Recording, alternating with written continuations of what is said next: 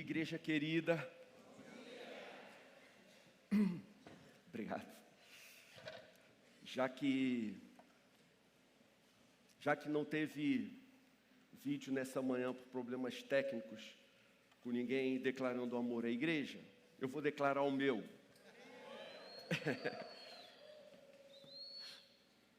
Mas como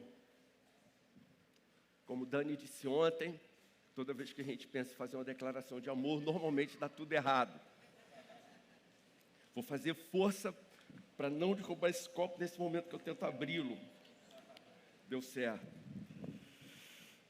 Quando, alguns anos atrás, pouco mais de 20 anos, fomos mandados ali para a região oceânica, aquele lugar onde é a sede antiga, presbítero Carlito e onde já estavam ali, ofereceram para vários pastores. Um pastor chegou aí, mas abandonou o lugar.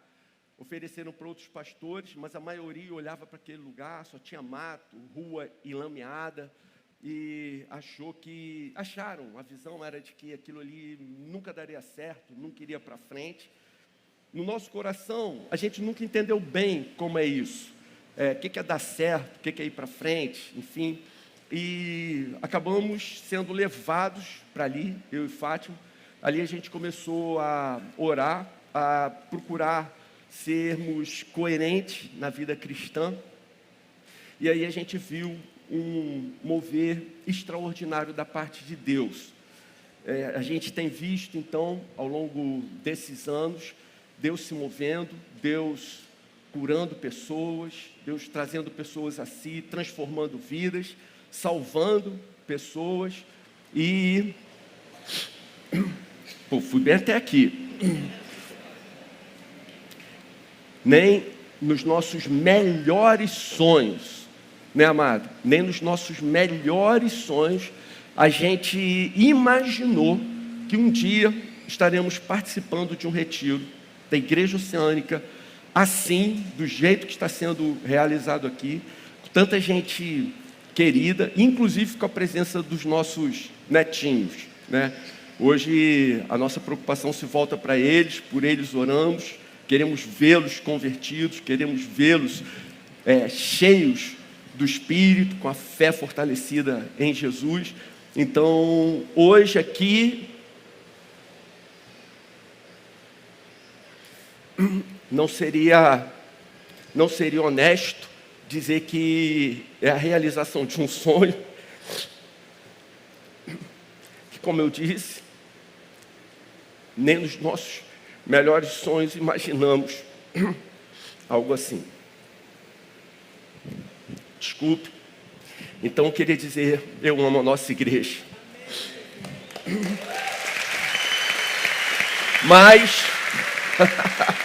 Mas eu tenho outra coisa para falar. Ontem o pastor Jonas aqui começou falando da questão do choro. Aí eu me lembrei de uma história real que aconteceu com a gente. Certo dia, minha irmã me procura e fala assim: Pastor Henrique, decidi começar a frequentar a Igreja Oceânica. Legal, irmã, mas o que aconteceu? E no meu coração fiquei esperando a irmã falar: porque a palavra daqui é maravilhosa, porque o louvor daqui é arrebatador, porque a comunhão aqui é maravilhosa e tal, algo assim. Aí ela virou e contou assim: não, o problema é o seguinte, meu marido não gosta que eu frequente igreja nenhuma. Ele consente que eu vá a uma igreja, mas ele não gosta. E agora há pouco tempo, eu fui a uma igreja, ele me seguiu, esperou terminar o culto, e na hora da saída, ele viu o pastor. E quando chegamos em casa, ele me deu uma bronca e falou: mulher, o pastor dessa igreja que você foi hoje é muito bonito. Não quero que você volte mais lá. Se você quiser ir a uma igreja, você só pode ir à Igreja Oceânica. Aconteceu. É verdade, gente.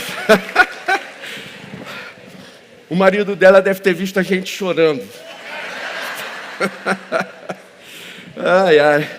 Gente, obrigado pelas orações. Levei um susto imenso. Na sexta-feira comecei a sentir uma dor imensa aqui na região do abdômen.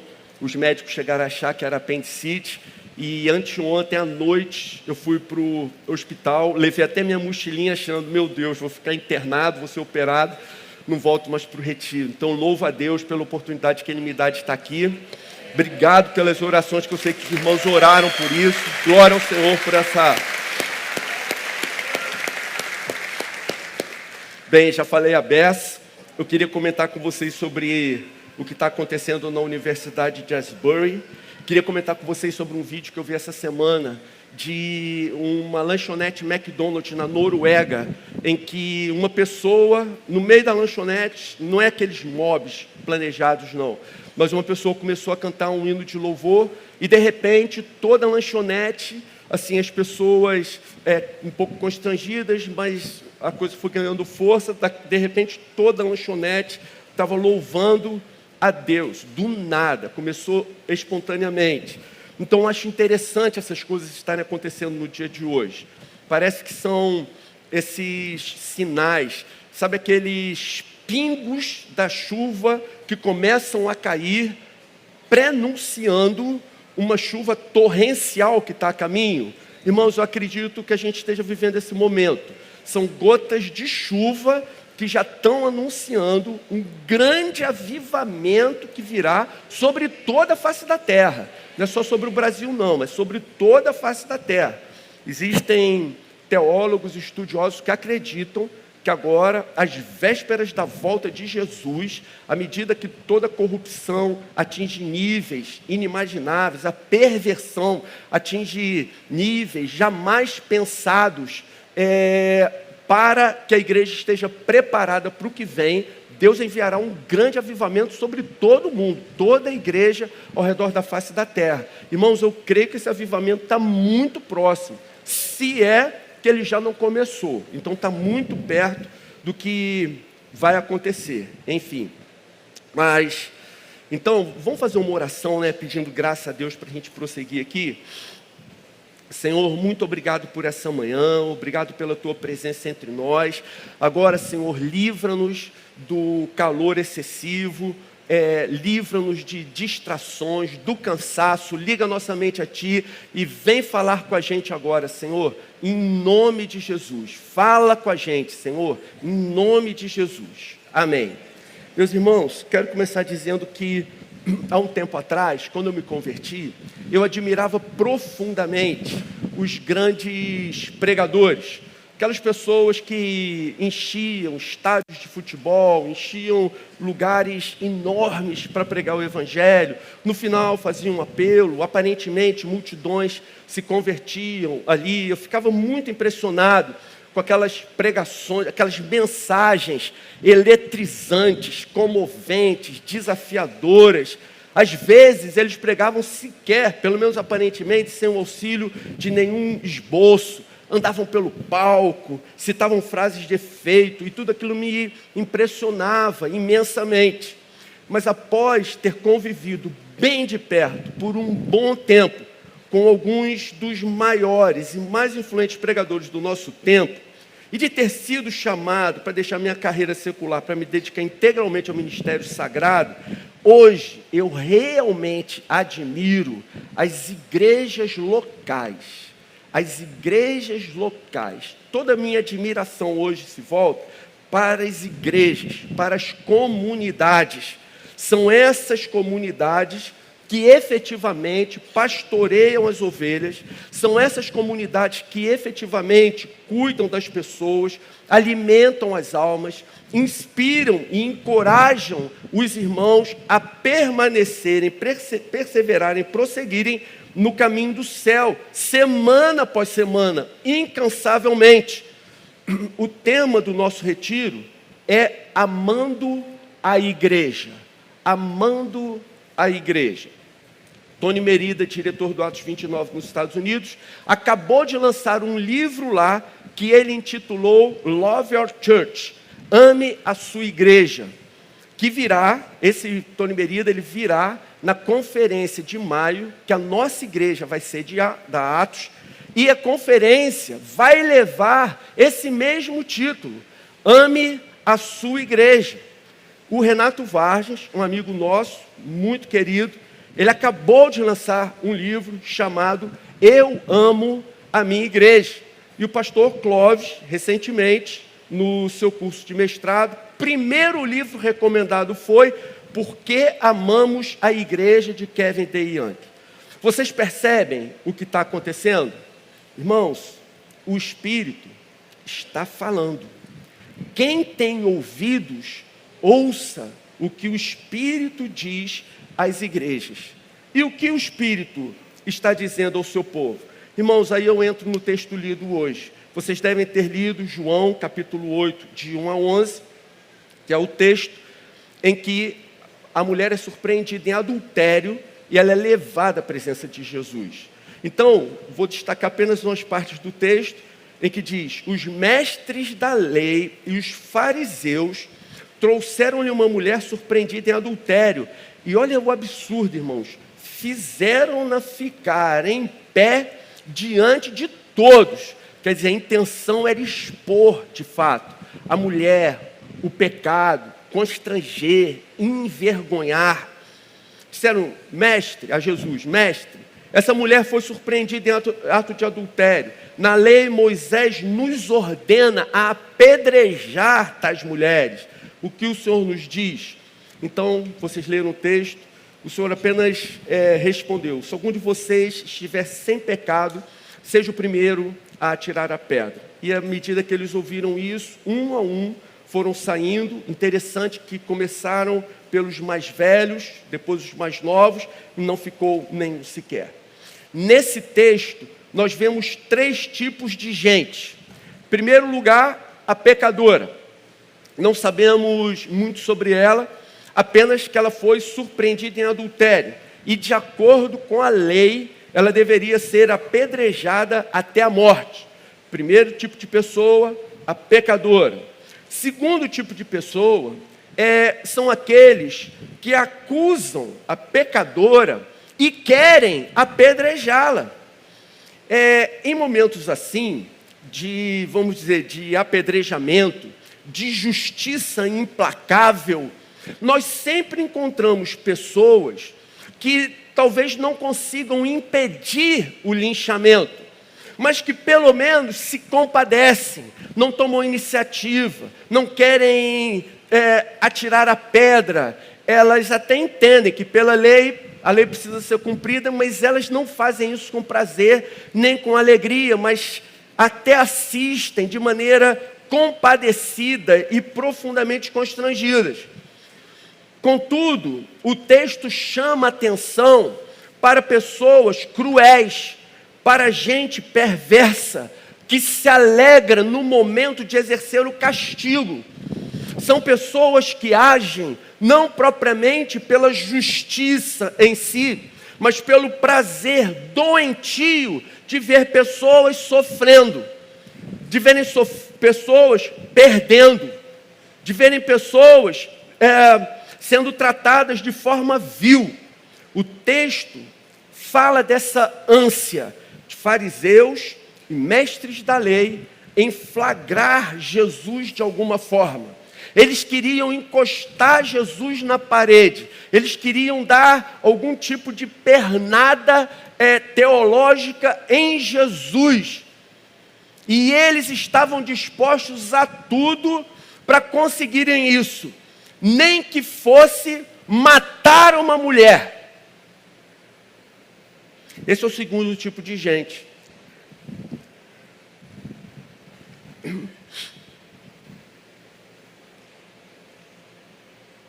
E o terceiro tipo é Jesus, o Salvador, o amado das nossas almas. Apesar de justo, santo, ele não tem prazer na morte nem do ímpio, mas sim em que ele acerte o seu caminho e viva. Irmãos, ao longo dos séculos, a história da igreja tem sido como a história dessa mulher. Algumas vezes cai em adultério. Tantas vezes a igreja adorou ídolos, abandonou a Escritura e foi atrás do seu próprio caminho.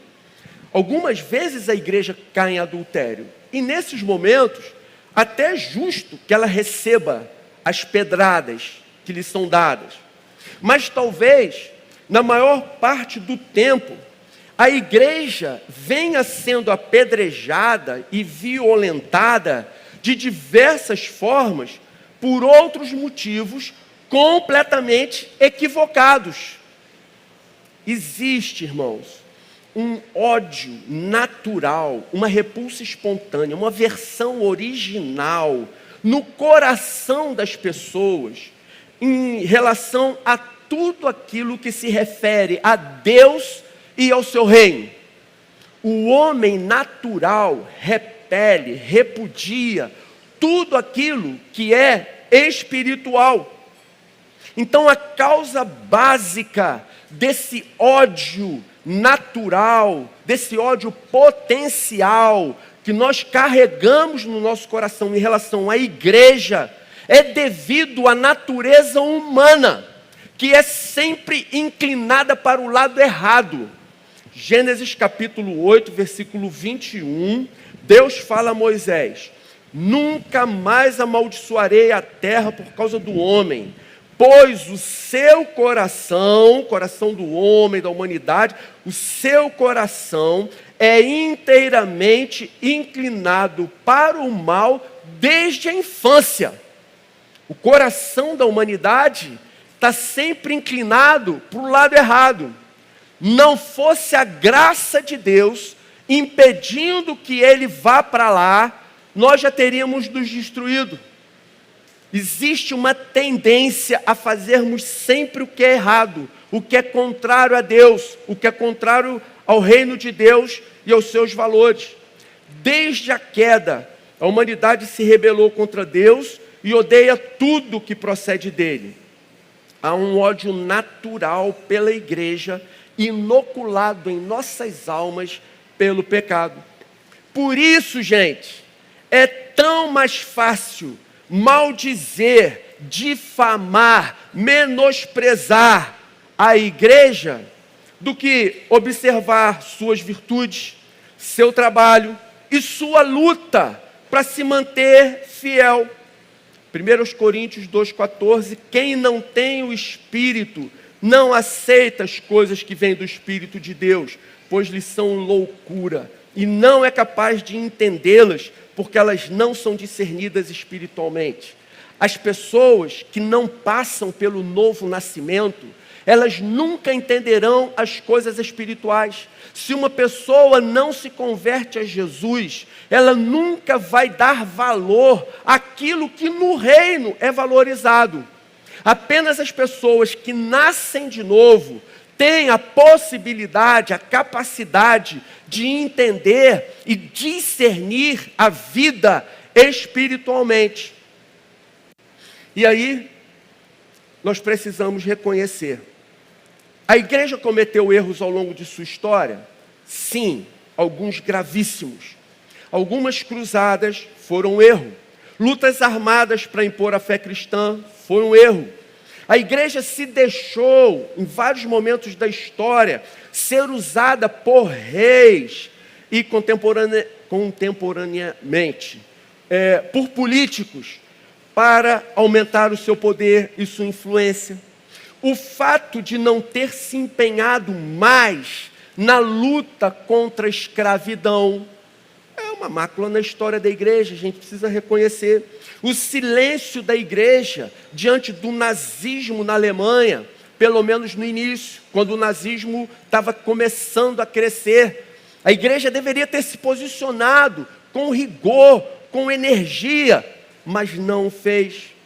Não ter se manifestado mais fortemente contra o racismo nos Estados Unidos, contra o racismo, sobretudo nos Estados Unidos. Ela se manifestou.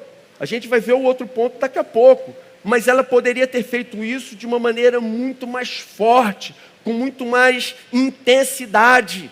E ela não fez. Esses são os erros. E nós reconhecemos. No entanto, poucas pessoas falam dos reais benefícios que a igreja trouxe, em especial para a civilização ocidental. Irmãos, a verdade é o seguinte: nós não conseguimos imaginar o que seria a nossa vida aqui no Brasil, nos dias atuais, se não fosse a influência do cristianismo. Não temos noção do que estaríamos vivendo, de onde estaríamos em nível civilizatório. Recentemente, lá na igreja eu citei uma afirmação de um historiador chamado Tom Holland, especialista em antiguidade clássica. Recentemente ele lançou um livro intitulado Domínio, o cristianismo e a criação da mentalidade ocidental. Observe, esse historiador, esse professor, ele não é pastor, ele não é cristão, ele faz questão de se dizer, de se declarar ateu. O que esse cara fez? Ele avaliou a história de uma maneira honesta, procurando não ter influências de narrativas de terceiros. Ele avaliou a história e ele chegou à seguinte conclusão. Observe, o surgimento do cristianismo é o episódio mais transformador da história do Ocidente. O surgimento do cristianismo é o episódio mais transformador da história do Ocidente. Você está entendendo? Isso não é uma busca, uma tentativa de fazer proselitismo. Ele não está à procura de fiéis que o sigam. É um ateu que avaliou a história e chegou a essa conclusão. Depois de analisarmos tudo que aconteceu, os principais eventos da história da humanidade, a conclusão honesta que podemos chegar é: nenhum fato foi mais influente, transformou mais, impactou mais a história da humanidade, especialmente a história do Ocidente, do que o surgimento do cristianismo. Irmãos, ele dá alguns argumentos para fundamentar esse entendimento dele. Ele diz: os antigos eram cruéis e seus valores totalmente estranhos. Os espartanos assassinavam rotineiramente crianças que eles consideravam imperfeitas. Os corpos dos escravos eram usados para o prazer físico dos seus donos. O infanticídio era comum, os pobres e os fracos não tinham direitos. O cristianismo revolucionou o sexo e o casamento, exigindo que os homens se controlassem e proibindo todas as formas de estupro. O cristianismo levou dignidade para as mulheres. E o cristianismo também trouxe a noção de que as vidas das pessoas menores e mais fracas fisicamente, as crianças, não são menos valiosas do que qualquer outra. O cristianismo combateu a prática de sacrifício humano e defendeu que os mais ricos têm responsabilidade de cuidar das necessidades básicas dos pobres. E assim, o cristianismo moldou as noções básicas de direitos humanos. Num sentido mais amplo, influenciou todo o mundo ocidental. O surgimento do cristianismo é o episódio mais transformador da história do Ocidente. Diferentemente de Osíris, de Zeus, de Odin, o Deus cristão continua vivo e ativo, afirma o historiador ateu. Vocês percebem o que acontece? Mas eu quero ir além, irmãos. Dentre tantas conquistas morais e sociais da fé cristã, pode parecer contraditório, mas a luta pela erradicação da escravidão, o William Wilberforce foi fundamental. Depois da sua conversão a Cristo, ele liderou um movimento que culminou com o término da escravidão na Inglaterra, e esse movimento impactou esse movimento abolicionista em todo o globo, em todo o mundo. Martin Luther King foi um pastor batista. Então, quando eu disse lá, a igreja não se empenhou bastante, não foi enérgica o suficiente, isso não quer dizer que ela no seu todo foi completamente alheia ou esteve apática durante todo o tempo. Ela poderia ter ido muito além, mas a verdade é que hoje nós devemos agradecer ao William Wilberforce pela libertação dos escravos. Hoje nós temos que louvar a Deus pela vida de Luther King, pelo término do racismo, pelo menos pelo início dessa grande luta que teve início lá atrás, irmãos.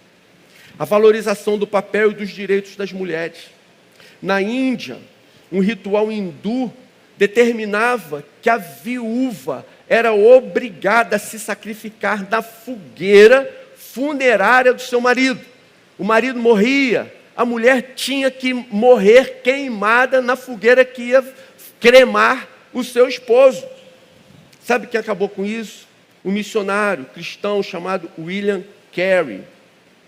A garantia dos direitos humanos, a democracia, a liberdade política, a separação entre a igreja e o Estado, a ideia de Estado laico, o efetivo cuidado com os pobres. Sabe de onde veio isso tudo? Da influência do cristianismo. Tudo isso surgiu a partir do trabalho da igreja, da influência da igreja no meio da sociedade. Partiu da igreja a luta contra o infanticídio, o aborto, o abandono de crianças. A igreja foi quem se empenhou pelo fim dos jogos de gladiadores. A ideia de saúde pública, a construção de hospitais públicos, escolas públicas, a fundação das grandes universidades na Europa, na América do Norte, a garantia do direito à propriedade, a vida sexual monogâmica, a produção de obras sobre filosofia e teologia, incontáveis peças de arte, escultura, músicas, arquitetura, o estabelecimento dos fundamentos da ciência moderna. Irmãos, tudo isso foi obtido pela influência da igreja.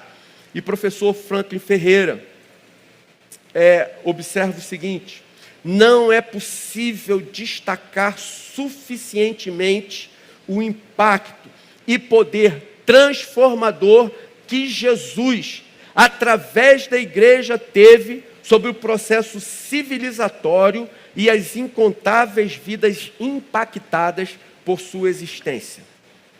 A igreja sempre lutou por seus valores e princípios. E para que o reino de Deus se expandisse, e à medida que a igreja luta pelos seus valores, luta pelos seus princípios, os maiores avanços sociais da história, eles vieram no seu bojo. Portanto, irmãos, a dívida que nós temos para com todo esse movimento, desde Jesus, é uma dívida imensa e impagável. Dito isso, eu quero pedir para você dar um toque no irmão do lado e falar, está quente, mas acorda aí. Que a gente vai passar para a segunda parte.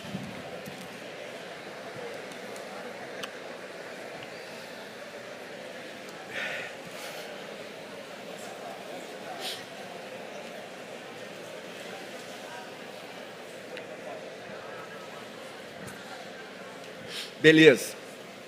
Então, gente, olha só. O nosso tema hoje seria mitos e verdades em relação à igreja.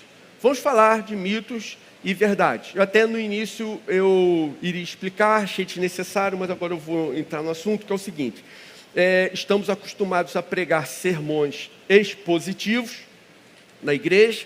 Hoje não é um sermão expositivo propriamente, é um sermão tópico, onde a gente fala a respeito de um tema, mas não é porque ele é tópico que ele é menos bíblico, ok? Precisávamos abordar alguns assuntos, e a melhor maneira de fazer isso, nós entendemos que era fazendo assim.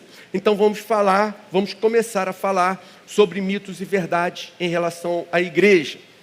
Primeiro mito Primeiro mito, irmãos, que a gente vê com muita frequência por aí, é de que a igreja é invenção de homens.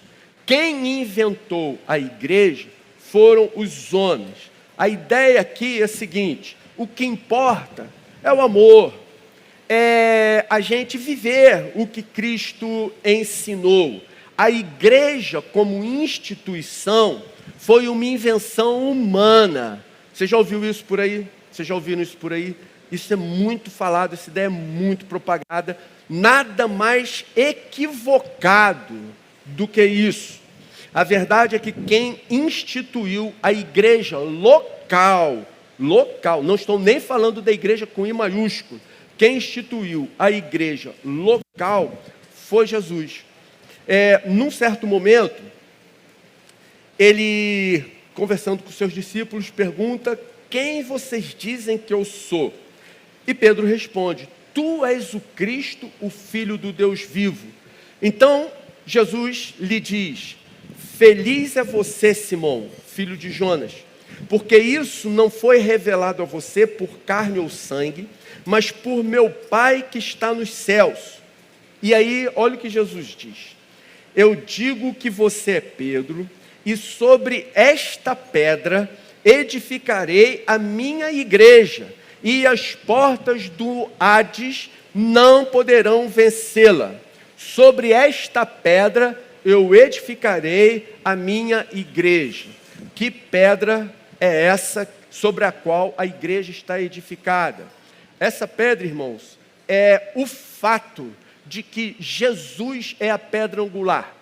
Essa pedra angular, ela é a realidade que o Messias já veio. O Messias era Jesus. Ou seja, o Messias já veio e já morreu na cruz por nós. Essa verdade, esse fato de Jesus ter morrido na cruz, no nosso lugar, para perdão dos nossos pecados, é a pedra angular sobre a qual a igreja foi edificada, foi construída. Tira isso do lugar. Vamos supor, né? Quem está distraído aí, acorda, hein, gente? É suposição só para a gente raciocinar. Não é verdade o que eu vou falar agora. Mas suponha o seguinte: Jesus não era o Messias esperado. Jesus não era o Cristo. Aí eu pergunto para vocês: então, o que nós estaríamos fazendo aqui hoje? Nada teria sentido. Não existiria igreja. A igreja só existe porque o Messias veio e ele já pagou o preço do nosso pecado naquela cruz. Jesus é a pedra angular. Então, sobre esse fato, a cruz de Cristo, o preço que ele pagou por nós, a igreja então se edifica. À medida que o evangelho ia sendo pregado, à medida que essa verdade ia sendo propagada, as pessoas se convertiam e elas iam se chegando à igreja, se chegando à comunidade. Nesse instante, a igreja precisava se organizar. Então, quando você pega o livro de Atos, você vê o início desse processo. Então, o que você vê ali? No livro de Atos, você vê as pessoas, a liderança, escolhendo pessoas para o ministério de serviço, os diáconos. Já existia ministério de serviço lá no Novo Testamento. Não foi uma invenção da Igreja Oceânica. Está lá na Bíblia. Estabelecendo presbíteros, ou seja, eleição de presbíteros, não foi algo de uma igreja institucional que inventou. Está na Bíblia, irmãos. Isso daí está lá no início da história do cristianismo, anotado por Lucas, registrado e chancelado, de maneira que está na Escritura Sagrada. Então, escolheu pessoas para o ministério de serviço, estabeleceram presbíteros, enviaram missionários, providenciaram o sustento deles, centralizaram as ofertas, de maneira que eles pudessem administrar os valores doados, definiram doutrinas, como, por exemplo, a decisão sobre o que os gentios convertidos, aqueles que não eram judeus, mas se convertiam ao cristianismo, que parte da lei de Moisés eles deveriam guardar. Tudo isso está lá no livro.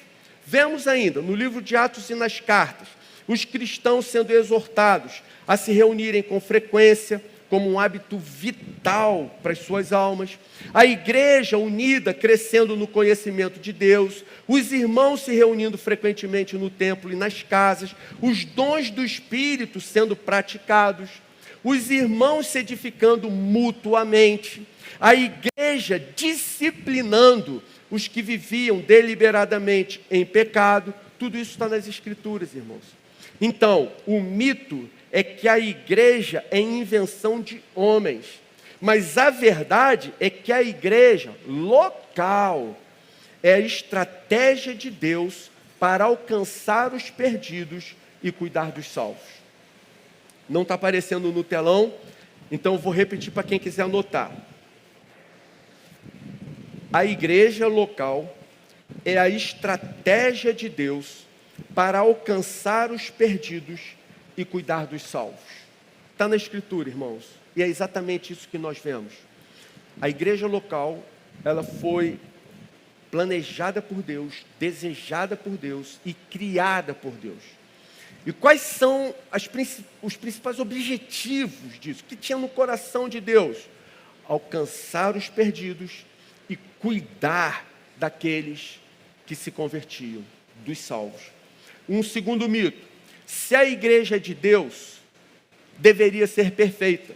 Você também talvez tenha ouvido isso por aí. Você está dizendo que a igreja é de Deus. Mas olha bem, isso aí é de Deus? A igreja é cheia de defeitos, cheia de imperfeição. Se a igreja é de Deus, ela não deveria ser perfeita? Irmãos, o mesmo texto que eu acabei de mencionar, Jesus conversando com Pedro. Então Jesus pergunta: quem vocês dizem que eu sou? E Pedro diz: tu és o Cristo, o Filho do Deus vivo. Você sabe o que acontece num instante logo a seguir? Jesus diz: agora eu vou para Jerusalém, que eu preciso terminar a minha missão. Aí Pedro se vira para Jesus: de jeito nenhum, não vou permitir que você vá. E sabe qual a reação de Jesus? Diz assim: arreda Satanás, porque você não está cogitando das coisas de Deus, mas dos homens. Então você consegue imaginar isso? Tão logo a igreja, Jesus revela os fundamentos da igreja através de Pedro, tão logo isso acontece, Pedro dá uma batatada dessas, tentando impedir Jesus de cumprir sua missão. Não se passam muitos dias dali, todos os discípulos que ouviram isso, abandonam Jesus e fogem. E Pedro ainda o nega. Então você percebe? Desde o início fica evidente que a igreja é composta por pecadores, remidos, perdoados, adotados, em processo de transformação, mas ainda pecadores. Uma vez que a igreja pertence a Deus, ela não deveria ser perfeita? Deveria, mas ainda não chegou lá. A igreja será absolutamente perfeita, a noiva estará totalmente pronta para o casamento no momento em que Jesus voltar. No momento em que Jesus voltar, os mortos em Cristo ressuscitarão, os que estiverem vivos serão transformados, e aí toda a igreja será arrebatada, estará para sempre com o Senhor. Nesse momento, a igreja será perfeita. Nesse momento, a igreja não terá mais pecado. Você não verá mais nenhum tipo de problema nela. Mas isso só acontecerá no dia da glorificação. Mas o que devemos esperar da igreja até lá? O que a gente pode esperar de uma maneira honesta de uma igreja real, de uma igreja bíblica? O que eu posso esperar? O que eu posso esperar é que a igreja seja, ou pelo menos se esforce para ser coerente. O que isso significa? A igreja cometeu um erro, ela vai se acertar. A igreja magoou alguém, ela vai pedir perdão. A igreja defraudou alguém, ela vai restituir. Então, o que se espera de uma igreja não é que ela seja perfeita. Isso não vai acontecer nos nossos dias. Apenas quando Jesus voltar. Aí, nesse momento, sim. Até lá, o que ela pode fazer? Ela pode se esforçar para ser coerente. A igreja tem falhas, erros e pecados. Ela deve buscar corrigir esses defeitos tão logo os identifique. Terceiro mito. A igreja que se mantém fiel à Escritura é uma igreja ultrapassada. Aqui, terceiro mito então. Gente, estou no terceiro mito, ok? A igreja que se mantém fiel à Escritura é uma igreja ultrapassada. Isso aqui é só uma maneira, assim, talvez um pouco mais delicada de me referir a alguns comentários que nós costumamos ouvir por causa do nosso posicionamento da Oceânica. Então, eventualmente nós ouvimos coisas assim. Vou contar um fato real para vocês aqui. Um irmão nosso saiu, foi para uma outra igreja e se mostrou encantado com o que ele descobriu lá e tal. Esse irmão era casado. Ele voltou e foi conversar com outro irmão casado da Oceânica. Ele encontrou num churrasco com outro irmão casado da Oceânica, falou para ele assim: cara, tu tá na igreja Oceânica, aquela igreja jurássica, ultrapassada. Meu irmão, vem para a minha igreja, lá o sexo é liberado. Como assim? Cara, lá o sexo é liberado, o pastor liberou em geral para todo mundo, até para a gente que é casado. Assim, então, essa pessoa, isso é real, irmãos, não estou aumentando nem é uma história inventada. Foi algo que aconteceu algum tempo atrás, e não faz tanto tempo assim. Uma outra situação, um jovem que vivia desesperado na igreja, me perdoe o que eu vou falar agora, né? Querendo se masturbar para todo canto, e a nossa igreja dando orientação, conversando, orando com o irmão. Aí ele foi para outra igreja. Aí quando chegou na outra igreja, o pastor falou para ele: sabe por que no Oceânica eles agem assim? Porque a cabecinha deles é muito pequenininha. A cabecinha deles é muito pequenininha. Aí só mesmo um compositor, como o compositor do Fruto Sagrado, que não está aqui nessa manhã, para dizer isso. Eles acusam a gente de viver na caixinha, mas eu vivo no caixão, é isso mesmo. Nós vivemos na caixinha. Enquanto nós vivemos na caixinha, eles vivem no caixão. Então, irmãos, mas por que isso acontece? Na verdade, tem surgido uma nova tendência que vem ganhando força nos últimos anos. É a ideia de precisamos de uma nova hermenêutica. Vocês devem ter ouvido isso por aí. Está na internet direto, em tudo que é lugar, um monte de pastor fazendo esse tipo de proposta, né? Precisamos de uma nova hermenêutica. O que ele, na verdade, quer dizer? A ideia é assim: isso que está na Escritura, isso aí foi bom por um tempo, para aquela cultura, para aquele momento. Mas agora, essa palavra está ultrapassada. Poxa, a sociedade evoluiu, a sociedade descobriu coisas novas. Então, diante dessa nova sociedade, do que a sociedade tem entendido nos dias atuais, nós precisamos fazer uma nova leitura da Bíblia. Nós precisamos reinterpretar as Escrituras. Precisamos de uma nova hermenêutica. A ideia aqui é o quê, irmãos? É a pessoa adaptar a Bíblia Sagrada a essa nova agenda progressista. A essa agenda progressista. Então, irmãos, eu fiquei na dúvida se falava mais desse assunto ou não, mas eu acho que não. Vamos para um outro assunto aqui que é mais importante. O que eu quero afirmar para vocês com toda convicção é que essa ideia de reinterpretar a Bíblia, de adaptar a Bíblia a essas novas reivindicações, tentar fazer com que a Bíblia acate essas reivindicações da sociedade, ela é completamente equivocada. Sabe por quê? Porque a Bíblia não tem várias interpretações. A verdade, irmãos, é uma só. E nenhum teólogo, nenhum pastor, nenhuma igreja ou denominação tem autoridade para redefinir os seus valores.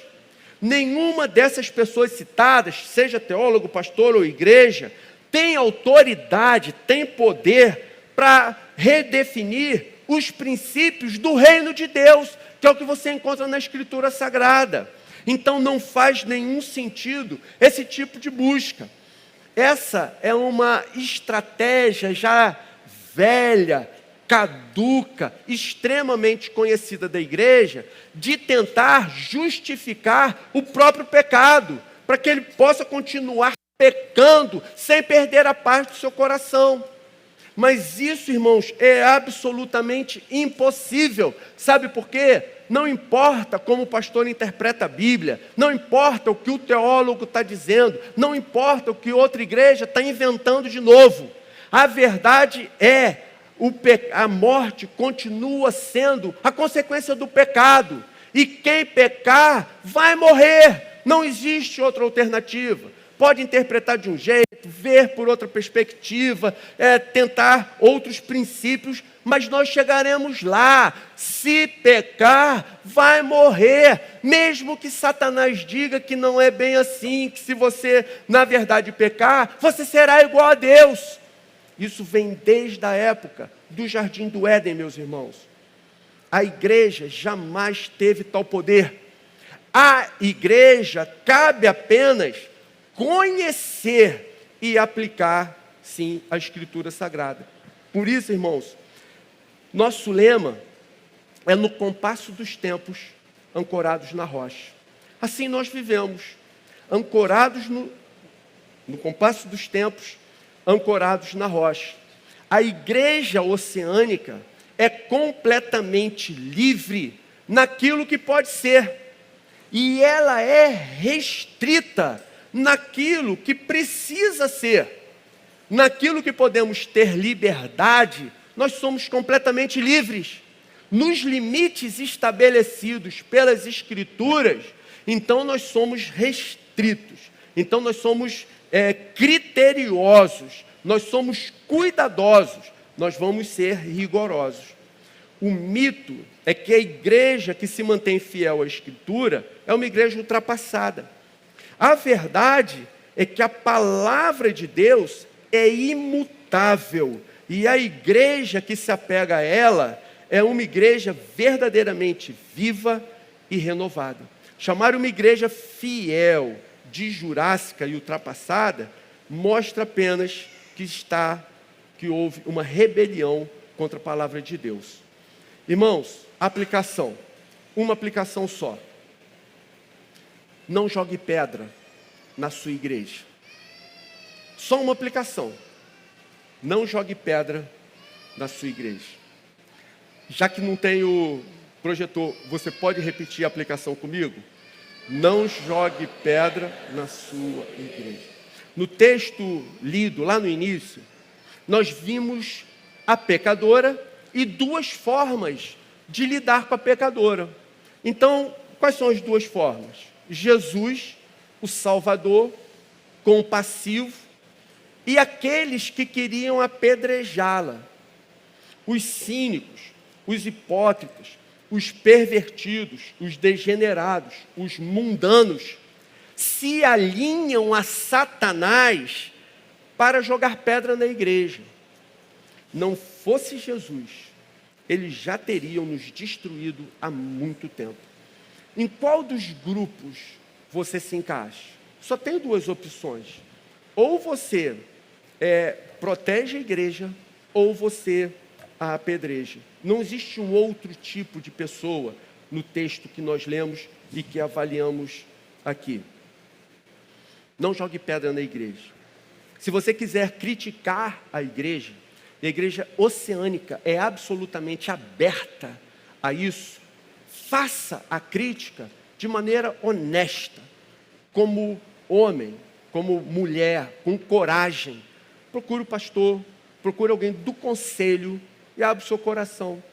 Talvez você se surpreenda, ou porque a pessoa reconhecerá o erro e vai se corrigir como foi explicado, ou porque a pessoa vai te dar alguns argumentos e relatar algumas situações que você vai ficar constrangida de ter pensado, talvez, o que você pensou. Quer criticar a igreja? Faça de maneira honesta. Procure alguém da liderança e abra o seu coração. A igreja é totalmente aberta a isso. Irmãos, eu quero encerrar aqui, só quero contar um fato. Eu, infelizmente, não estive aqui na pregação do Clovinho, mas eu queria só relatar.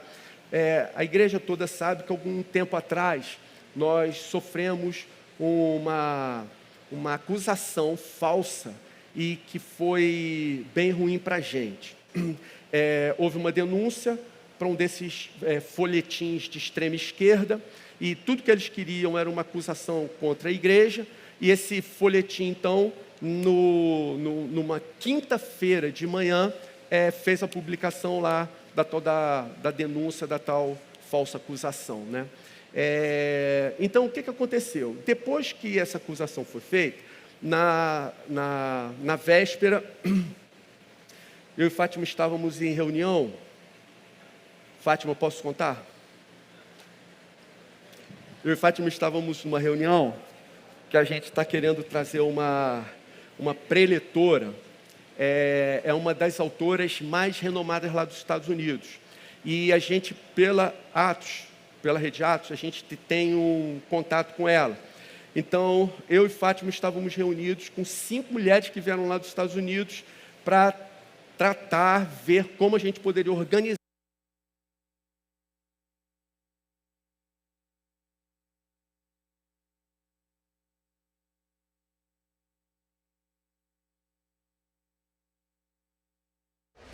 Então, vocês imaginam o seguinte: eu tenho a maior dificuldade de entender inglês. E, vamos lá, 5 mulheres falando inglês, eu tentando entender.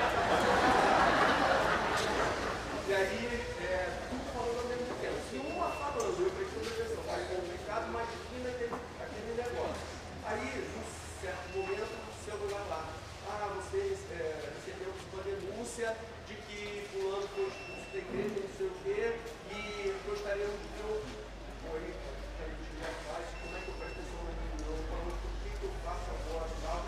Cara, deixa eu na reunião, depois. E aí, ficamos até tarde da noite. Eu, alguns advogados da igreja, e ficamos até de madrugada redigindo uma nota no jornal. Maldosadamente, sequer eles tomaram conhecimento da nota, publicaram como se nada tivesse acontecido, alegando que a gente não havia se manifestado quando nos manifestamos às 2 da manhã e a gente acompanhou às 8. Aí a publicação saiu às 8. O que eu quero compartilhar com vocês? Então foi publicado lá às 8 horas da manhã, antes do meio-dia,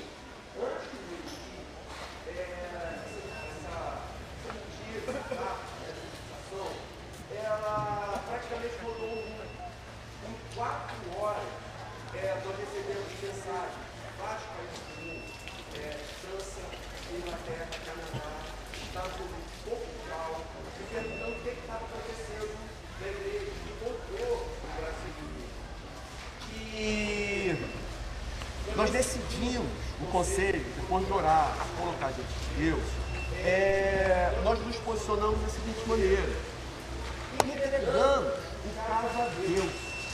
E nós pensamos o seguinte: eu pensei, o cara está me acusando, eu, Henrique Calado, pessoalmente, e a igreja. Para mim é a pior acusação da igreja. Não pode falar o que quiser, está tranquilo. Então nós oramos e falamos: vamos entregar a Deus. Deus cuida da sua igreja. E simplesmente entregamos. Irmão, depois que a farofa rodou o mundo, como que você vai fazer? Como que você vai fazer agora para resolver esse problema? Então se tornou uma missão impossível de ser realizada. Continuamos orando. E um desses advogados falou: Henrique, o ideal era que você desse uma entrevista num jornal para você relatar a nossa versão do fato. Eu falei assim, a ideia é muito boa, mas como a gente vai fazer isso? Né? Eu vou chegar para o jornal e falar, eu quero dar uma entrevista para vocês. Né? Não faz sentido. Quem ia querer ouvir uma coisa assim?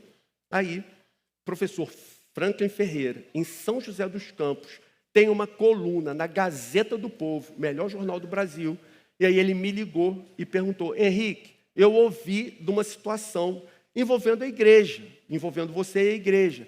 Você não gostaria de dar uma entrevista para que eu publique na Gazeta do Povo? Então, irmãos, dei a entrevista, foi publicado. E você sabe por que isso aconteceu? Porque é Jesus que protege a sua igreja. Irmãos, é porque Jesus está entre nós. Nunca a gente teria condição de responder. Mas porque Jesus está entre nós, porque Jesus conhece todas as coisas, Jesus fez justiça por nós. E não foi por um boletim, por um folhetim de extrema direita. Foi pelo melhor jornal do Brasil, a Gazeta do Povo. E aí saiu ali todas as explicações devidas e aqueles que se interessaram, eles puderam ficar sabendo da verdade. Irmão, sabe o que eu vi? Por isso esse texto veio ao coração. Da mesma forma que Jesus protegeu aquela mulher adúltera de ser apedrejada, Jesus nos protegeu. Jesus é o nosso protetor, Ele é o nosso escudo, Ele é a nossa torre forte, é Ele quem nos guarda, é Ele quem nos livra do mal. E depois de tudo, irmãos, que nós passamos ao longo de tantos anos, se nós estamos aqui, é única e exclusivamente porque é o Senhor quem nos protege, é Ele quem nos faz perseverar, é Ele quem nos dá graça para nós continuarmos. Então, irmãos, diante disso, eu quero encerrar fazendo uma oração com vocês. Vamos orar, irmãos queridos.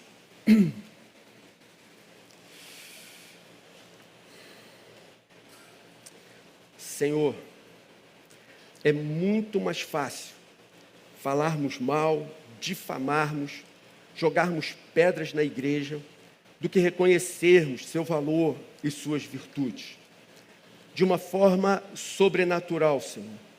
Abre os nossos olhos para contemplarmos a bênção de podermos participar de uma igreja local. Livra-nos de nos associarmos com quem quer que seja, que difame e que ofenda a sua noiva, Senhor. Reconhecemos que somos pecadores, mas queremos continuar lutando firmemente contra o pecado, até o dia em que o Senhor voltará para buscar a sua igreja. Até lá, Senhor, ajuda-nos a sermos coerentes em nossa fé. Ajuda-nos também a nos mantermos fiéis à sua palavra, mesmo que isso nos leve a sermos desprezados e caluniados. Nos alegramos pela certeza que temos de que a igreja está edificada sobre a pedra angular. Em especial, Senhor, nos alegramos porque a igreja oceânica tem aprendido a andar no compasso dos tempos, porém firmemente ancorada na rocha.